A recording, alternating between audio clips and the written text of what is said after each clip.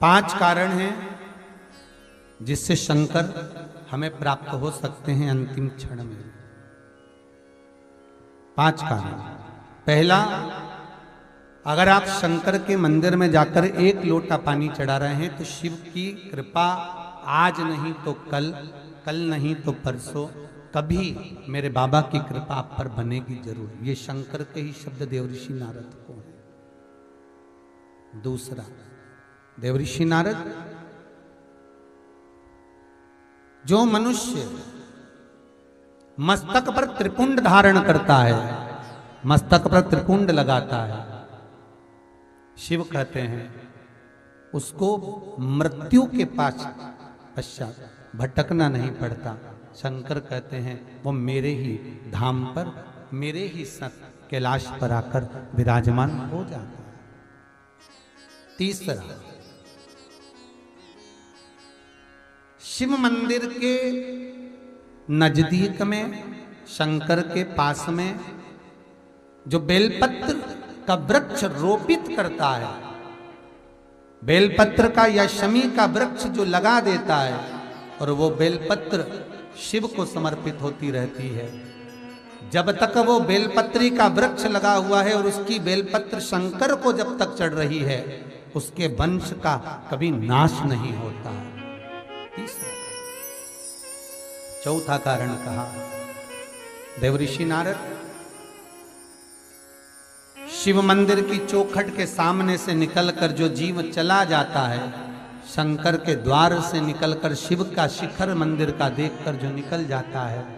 उसका कार्य कभी अटक नहीं सकता। और 5वां कारण शंकर के स्मरण का स्वयं शिव देवऋषि नारद से कह रहे हैं, नारद, मृत्यु का भय होने पर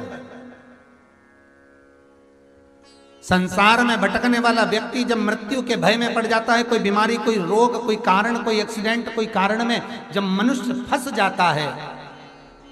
तो शंकर कहते हैं नारद, उसके मुख से, उसके स्मरण से, उसके परिवार के स्मरण से एक बार भी अगर दिल से मेरा नाम निकलता है तो मैं उस रोग को, उस कष्ट को, उस दुख को अपना जानकर उस कष्ट से निवारण कर दे। इसलिए हमारे यहाँ अगर किसी का एक्सीडेंट हो गया, कोई रोग हो गया, कोई बीमारी हो गई, कोई दुख आ गया, तो हमारे यहाँ तुरंत ब्राह्मण कहते हैं कि महामृत्युंजय का अनुष्ठान कराइए, महामृत्युंजय का जाप कराइए, शिव का स्मरण कराइए, शंकर का अनुमोदन कराइए।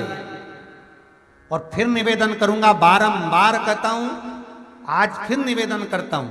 आप सभी से, अगर शरीर में कष्ट है, घुटने कमर में बहुत ज्यादा तकलीफ है,